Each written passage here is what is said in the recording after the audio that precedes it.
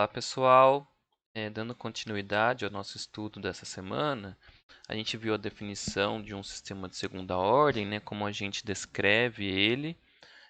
Temos então a definição lá da frequência natural, onde que ela entra na função transferência de uma segunda ordem. Temos também a definição do amortecimento, né, tem a relação com a parte real dos polos. Tem também a definição do decaimento exponencial, né, que também tem relação com a parte real dos polos. Então, tudo isso a gente já passou, né, por ela. A gente vai continuar vendo isso, né, como que ele se encaixa lá no plano S, né? A gente vai ver bastante coisa ainda. Então, eu sei que são vários conceitos, né? Não é muito fácil de entender rapidamente, mas a gente vai, né, retrabalhar isso, né? O tempo todo a gente vai estar batendo o martelo em cima disso daí, tá? Dando continuidade, então, a gente quer definir os critérios de desempenho baseados naqueles parâmetros que a gente identificou. Então, veja que a gente vai trabalhar sempre com uma resposta do sistema subamortecido, porque é nele que aparece, né, tanto o efeito do amortecimento quanto o efeito da frequência, né, aquela oscilação que a gente vê. Então, os efeitos que aparecem no não amortecido, ele não tem, né, amortecimento, como o próprio nome diz, ele só vai ter a oscilação, né, que é indefinida. Então, lá a gente não vai ter alguns critérios de desempenho que a gente vai ver aqui nessa aula. E, e também, como não tem, né, aquela variação que aparece no subamortecido, é, nas respostas dos sistemas criticamente amortecido e superamortecidos, eles acabam não tendo também, né, essa influência da frequência, apesar de dela existir ali, né, em determinado ponto, eles não têm respostas complexas, né? Então, ela vai até chegar no criticamente amortecido e depois ele não existe mais. A gente vai ver isso também, tá? Então, a gente vai ver quando a gente tem frequências aparecendo e quando a gente tem o amortecimento. Então, os critérios eles são baseados nesse sistema. Depois a gente vai ver que também os superamortecidos e o criticamente amortecido, eles são simplificados para um sistema de primeira ordem, né? Ele tem uma simplificação, né? A resposta deles é bem similar a um primeira ordem. Então, a gente consegue brincar com isso daí, tá? Bom, indo para a resposta do subamortecido, eu falei da resposta no tempo lá atrás dele, né? Mas eu omiti alguns parâmetros. Então, aqui a gente tem a resposta completa dele. Baseado na definição que o Ogata traz, ele tem esse valor que vem na frente aqui, né? Essa constante, que é 1 sobre a raiz de 1 menos o amortecimento ao quadrado, né? E ele está com um e elevado a menos um amortecimento vezes ômega n, né? Porque essa aqui é a parte real do nosso polo. Lembra, né? Que esse aqui é o sigma. O sigma é definido dessa maneira. Então, a nossa parte real vem aqui, né, com um decaimento exponencial e uma oscilação senoidal que tem como frequência a frequência amortecida mais uma defasagem, tá? Essa defasagem ela é descrita matematicamente pelo arco tangente dessa relação aqui, né? E essa relação é a mesma que essa. Então, é a frequência amortecida dividido pela parte real. Basicamente, é a parte complexa, né, do nosso polo dividido pela parte real. Isso aqui a gente vai ver graficamente também, como que calcula isso daqui, né? Ele aparece no nosso gráfico do plano S. E o ômega d, né, ele é essa definição aqui. Então, essa é a primeira vez que a gente está vendo essa definição. E ele acontece justamente porque a frequência amortecida ela é diminuída por esse fator aqui, né? Quanto maior o amortecimento, ômega d ele vai diminuindo, né? Então veja que se a gente tem zero, a frequência amortecida ela é igual à frequência natural. Então, quando o amortecimento é zero, a gente tem não amortecido, né? Então, nossa frequência é igual à frequência natural. Já quando a gente tem um amortecimento entre 0 e 1, a gente tem uma diminuição, né? Porque a gente tem um fator aqui que é menor que 1, então vai para 0,5, né? E assim por diante, vai diminuindo. Então, a gente tem uma frequência amortecida menor que ômega-n, e se o amortecimento é maior que 1, a nossa frequência, na verdade, ela se torna complexa, né? Então, ela não existe, na verdade, né? A gente tem uma... Isso aqui não faz mais sentido para um sistema super amortecido ou criticamente amortecido, porque a gente só tem partes reais, na verdade, né? Ok, então a gente tem essas definições aqui e todos os critérios de desempenho são em cima dessa resposta aqui. Nos livros do Ogata, Dorff, Nice, lá que são os três que eu coloco para vocês como bibliografia, eles fazem essas definições e alguns fazem de diferentes maneiras. Então, eu vou seguir principalmente o Ogata. Então, essas definições estão todas lá no Ogata, que é o que vocês têm acesso na biblioteca virtual. Mas também tem algumas coisas que eu vou ressaltar, né, porque o MATLAB ele não define um dos critérios de desempenho como o Ogata faz. Então, dando início, né, principalmente teremos essas definições aqui que a gente vai ver. Então, a definição do tempo de subida a gente já viu, que é quando a resposta passa de 0,1 a 0,9 em relação ao valor final dela. O tempo de assentamento é quando a resposta ela entra numa faixa de valores entre 2%, né, em relação ao valor final e fique, né, ali naquela faixa. O tempo de pico é o tempo necessário para que essa resposta atinja o maior valor dela, né, depois quando você dá a entrada degrau, a gente vai ver isso graficamente, vocês vão entender melhor. E o sobressinal é o quanto a resposta ultrapassa o valor final, lá, o valor do estado estacionário ou de regime, né, regime permanente, todos esses nomes são relacionados, tá? A gente vai ver isso aqui também acontecendo no gráfico e vocês vão entender melhor. Então, o tempo de subida, no Ogata, ele define quando a resposta passa de 0 a 1. Então, não é de 0,1 a 0,9, é de 0 a 1. Isso aqui ele faz porque quando você tem essa relação aqui de 0 a 1, você consegue construir uma função, né, que depende da frequência natural e do amortecimento. Veja que esse φ aqui é o mesmo φ que tem aqui, né, na resposta no tempo, ok? É a mesma relação. E ele consegue construir, então, né, que o tempo de subida de 0 até 1 ele é essa relação aqui, o π menos φ dividido pelo ômega d, né, que é igual a essa aqui, a ômega n raiz de 1 menos o amortecimento ao quadrado.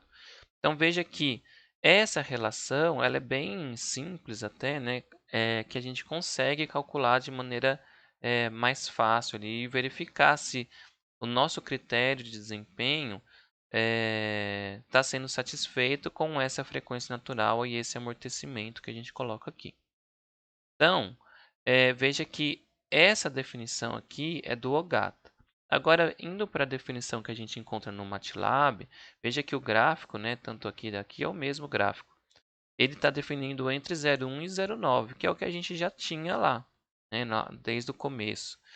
E essa definição não permite a gente calcular uma função simples, né, que permite que a gente calcule esse tempo de subida baseado nos parâmetros de amortecimento e frequência natural.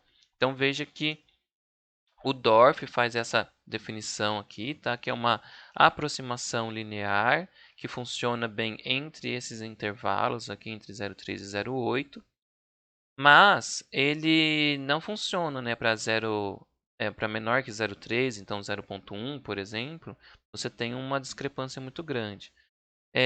Eu acho que o Nice faz uma aproximação cúbica para isso, mas aí já começa a entrar, né, numas funções muito mais complexas.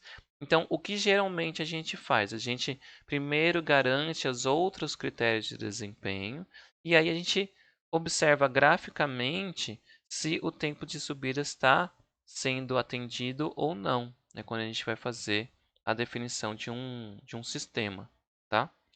Então, primeiro, ou você usa essa fórmula aqui também para poder fazer a sua aproximação. Também é válido, né? Porque já que 0 a 1 é muito similar, né? De 0,1 a 0,9. O tempo de assentamento é a mesma definição, né? Então, veja que até a fórmula é a mesma, né? Porque quando a gente está no quarto período de decaimento, porque lembra, a parte real é a nossa frequência de decaimento. A frequência de decaimento ela é dada pelo amortecimento vezes a frequência natural, né? Que essa é a definição da parte real do nosso polo. Então, se a gente tem 4 dividido pela frequência, né, a gente define igual quando a gente tem lá num sistema de primeira ordem. Né? Ele tem esse decaimento até os 2%. Mas, por que que ele faz essa oscilação aqui, então? Porque lembra, na verdade, a frequência de decaimento, ela define o envelope, né? Então, quando ele chega aqui, por mais que ele vai ter oscilações aqui dentro dessa frequência, o envelope ele já fechou dentro dos 2% ali. Então, a gente não tem mais nenhum problema em relação a isso, ok? Lembrando que a frequência de decaimento, ela define aquele envelope, né, que não permite que a resposta, mesmo que ela oscile, ela ultrapasse aqueles valores. A gente vai ver um pouquinho mais sobre isso também nos próximos vídeos, tá? Tempo de pico, ele vai ser então o tempo necessário para atingir o máximo valor ali da resposta quando a gente coloca a entrada degrau. Então veja que nessa entrada, nessa resposta, né, a entrada degrau, ela tem uma oscilação, né, e essa oscilação ela passou, né, do nosso valor final aqui e ele atingiu um pico aqui. Esse pico é o que a gente vai definir tanto o tempo de pico, né, como o próprio nome fala. Então, ele acontece quando a resposta atinge o maior valor. E isso acontece quando a derivada daquela resposta no tempo é igual a zero. Então, se você fizer todos os cálculos, lá no OGATA tem essa definição, se você quiser ver, é quando a frequência amortecida faz meio ciclo. Né? Então, o meio ciclo dela é π. Então, π dividido pela frequência amortecida é o tempo de pico. Ok? A gente consegue definir isso matematicamente lá. E por fim, o sobressinal. Então, lembrando que o sobressinal ele vai ser sempre em relação ao valor final, igual todas as nossas definições. Né? Então, veja que aqui, quando você fizer a conta, você vai encontrar um valor que é em relação a esse valor final. Então, se aqui fosse 2, né, você ia encontrar o dobro. Né? E assim por diante. Se fosse 4, você ia encontrar 4 vezes. Né? E assim por diante. Então, você encontra sempre um valor que é em relação ao valor final. Né? Então, a gente faz essa continha. Esse valor ele sempre vai ser a mais. Né? Então, quanto que ele ultrapassa? Então, nesse caso, vai ser 0, sei lá, 18, né? Alguma coisa assim, nesse exemplo aqui. Então, 0,18 ele passou um pouco a mais, né? E aí você sabe quanto em relação ao valor final ele passou a mais. Então, se aqui é 1, né, 1 vezes o 0,18 seria 0,18 e fica 1 mais o 0,18. Então, se fosse 2, então seria 2 mais 2 vezes o 0,18, seria 2,36, né, e assim por diante. Todos esses critérios a gente encontra lá no MATLAB. Então, a gente consegue olhar todos esses critérios, né, ao mesmo tempo quando a gente clica com o botão direito lá e pede para ver as características de desempenho do sistema. E aí a gente tem algumas relações, né, com o amortecimento e a frequência natural. Então, colocando como um exemplo aqui, a gente tem que a gente quer definir um sistema de segunda ordem, né, que consegue definir, né, esses critérios de desempenho, que conseguem atender, né, esses critérios de desempenho. Então, o tempo de pico ele tem que ser menor que 5 segundos. O sobressinal tem que ser menor que 0,2. O tempo de assentamento menor que 10 segundos e assim por diante. Geralmente, o que a gente faz é atender os mais simples, né? Então, veja que o tempo de assentamento ele é uma conta bem simples, né? A gente consegue trocar aqui e fazer uma continha. E aí a gente já tem uma relação entre amortecimento e a frequência natural. E esse cara aqui, ó, é o mais legal, porque ele não tem frequência natural nele. Ele tem apenas amortecimento. Então você define um limite pro amortecimento e você define um outro limite para a frequência natural. Esses dois aqui, quando você já tem a definição dos dois, você já tem uma boa limitação, né, do que você está querendo. Então, fazendo as contas, a gente já chega, né, em algumas relações de frequência natural e amortecimento, que a gente quer, então, um amortecimento maior que tanto, né? Então, a gente chega numa relação assim, e também que a frequência natural tem que ser maior que um determinado valor. Então, aqui eu já coloquei como resposta, mas eu queria que vocês fizessem essas contas depois, né, para que vocês comecem a definir. A gente vai ter um questionário mais para frente também, a prática, que vai envolver muito isso. Mas eu quero que vocês comecem a fazer algumas relações, né, que envolvam essas contas aí. Eu vou mudar para o MATLAB agora, para a gente dar uma olhada nisso daí. Nesse sistema aí que eu acabei de colocar. Espera aí só um minuto. Bom, aqui no MATLAB a gente vai ter uma coisa que é bem legal, que eu já vou até plotar, que é quando a gente varia o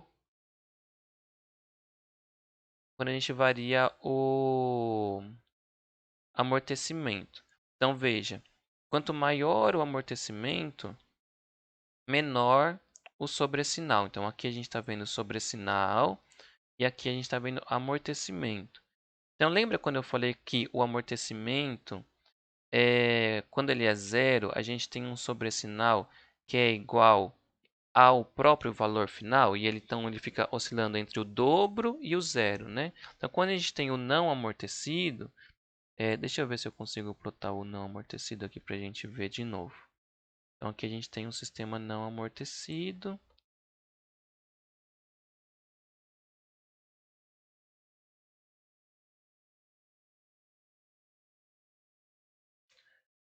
Quando a gente tem um sistema não amortecido, né, a gente tem essa variação. Então, aqui é o nosso valor final. A gente sabe que o ganho estático dessa sistema aí que eu estou plotando é 1.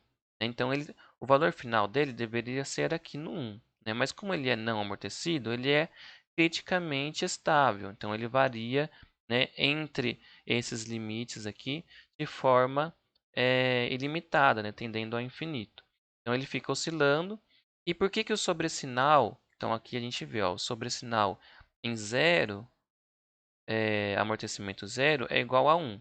Então, o sobressinal, ele passa, né, ó, ele passou, né, de 1 completo, né, então, em relação a esse aqui, 1, o valor dele, né, a mais. Então, 1 mais 1 deu 2. Então, ele oscila até 2, e depois ele volta para 0. 2, 0. Então, ele sempre oscila em torno disso. Eu vou fazer uma brincadeira aqui, ó, só para a gente entender melhor. Aqui vou multiplicar por 2. Então, multiplicando por 2, a gente vai rodar isso aqui de novo. E aí, o que vai acontecer? Ele tem que variar entre 0 e 4. 0 e 4, porque o nosso ganho é 2 agora, né? Não é mais 1. Eu multipliquei por 2. E ele deveria ter o valor final aqui em 2. Então, o sobressinal dele foi lá para 4, porque é 2 mais 2. Então, veja que esse 1 aqui é em relação ao valor final dele, ok? oscilando. Deixa eu ver o que acontece na hora que eu coloco aqui, ó. Ele coloca aqui também para mim, né? Quando eu cliquei aqui com o botão direito, vocês não veem isso, né? Eu vou fazer isso depois numa aula síncrona para a gente entender melhor se vocês não enxergarem. Eu estou com o mouse aqui em cima do gráfico, cliquei com o botão direito, ele aparece as opções, tá? Então eu cliquei lá em Peak Response, que é a resposta, né? O pico, né, da resposta. Ele me mostra tanto o tempo, né? E ele está dando um overshoot infinito, porque é um sistema que ele repete esse, né, esse tempo aqui, né? Então ele se perde um pouco, tá? Na definição dele. Mas ele está falando qual o tempo que acontece, que é 1,56, né? E o overshoot ele está dando none ali, porque ele se perde um pouco, tá? É a maneira que o MATLAB faz. Mas ele deveria dar 1, né? 100%, ok? Bom, voltando aqui para um sistema. Então veja que aqui eu vou colocar aqui o nosso roteiro aqui. Então eu coloquei, né, vários valores, mas dá para você discretizar depois melhor, se você quiser observar, né?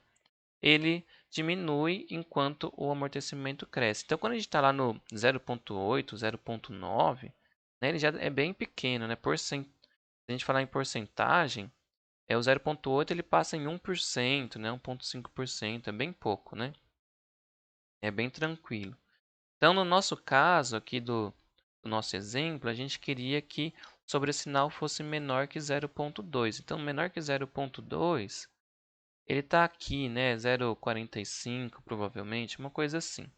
A gente conseguiria fazer essa conta, tá? Mas para só adiantar aqui, eu não vou fazer. Mas se vocês fizerem o inverso da conta ali, vocês chegam nisso aqui. Que mais que daria para mostrar para vocês? Então, aqui um sistema subamortecido, né? Que é o que a gente plotou nos nossos slides ali.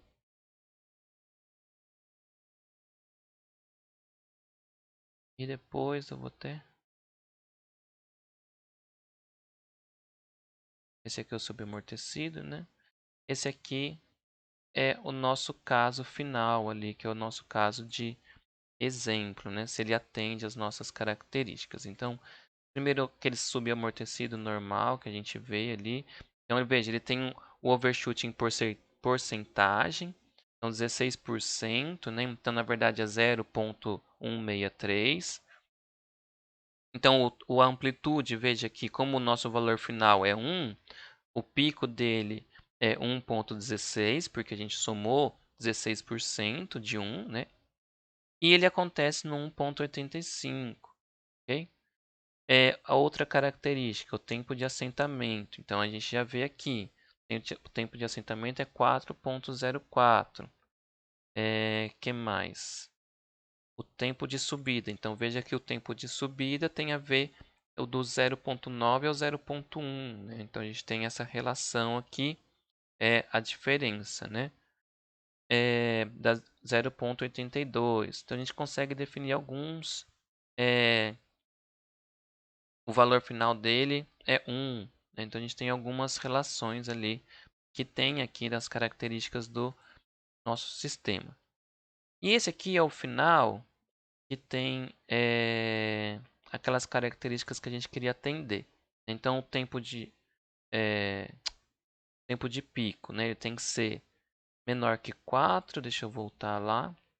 Menor que 5, o tempo de pico, então ele está bem atrás, né? Deu 3,59. A amplitude tem que ser 0,2. Então também está menor, né? Está 0,16. Que mais? O settling time aqui está 10 segundos. Então aqui está 8,08. Está atendendo, né? E o nosso tempo de subida deu 1,64, de acordo com o MATLAB, né? Que aqui está 2 segundos. Então, ok, estão todos sendo atendidos. Existem outras configurações que atendem? Claro, né, daria para a gente, por exemplo, se eu multiplicar por 2 aqui a nossa frequência natural, ele vai ficar mais rápido, provavelmente. Né? Então, ele fica mais rápido. Então, se a gente olhar aqui, o sobressinal é o mesmo, porque o amortecimento é o mesmo, mas ele aconteceu num tempo muito menor, ó, 1,8. Né? A gente tinha, estava no 4, quase 4 segundos.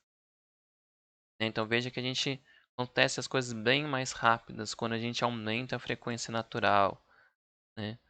Rise time também é o 0,8, né? Então veja que a gente começa a brincar com esses valores aí, frequência natural, amortecimento, e a gente começa a ter algumas noções, né? Então se eu aumento o amortecimento, o que acontece? Né? Então se eu vou para 0,8, por exemplo, se eu coloco 0,8, o que que acontece? Então tem um sobressinal muito pequeno que acontece aqui, né? Veja que tem até um sobressinal, vou colocar o pique para a gente ver, ó, acontece aqui, ele tem um overshoot de 1,5% só, né? Então, lembrando que a gente está aqui, eu coloquei 0,8, a gente está aqui, né? Ó, 1,5. Veja que, então, o overshoot, né, que é o sobressinal, ele depende apenas do amortecimento, mas o tempo que acontece esse sobressinal depende também da frequência natural. Então veja que aconteceu no 2,62. Então a gente teria que aumentar a nossa frequência natural se a gente quisesse diminuir o tempo. Então tem tudo isso, tem essas relações, né, que a gente tem que começar a observar. Então você viu que eu tinha uma mesma frequência natural, né, aqui no código. Mantive a frequência natural e aumentei o amortecimento. Quando eu aumentei o amortecimento, o que aconteceu? Ele ficou mais lento, né? Ficou mais lento, mas eu diminuí bem o sobressinal. Né? Então a gente já começa a ter algumas relações aí. O settling time, veja que ele até acontece antes do pico, né? Também é uma característica interessante. Por quê? Porque ele é tão amortecido, né, que o sobressinal dele está dentro dos 2%. Ele acontece depois do settling time, que é interessante, né? A gente já acontece, né, bem rapidamente uma resposta que entra na nossa faixa ali de adequação, né? Dentro dos 2%, a gente já considera que está muito próximo da resposta que a gente espera em regime. Então, tudo isso, né, algumas relações, né, eu vou terminar por aqui, que eu já falei bastante nesse vídeo, só vou voltar aqui nas formulinhas. Essas relações vocês precisam começar a enxergar, a gente vai falar mais disso, tá, ali no mapeamento.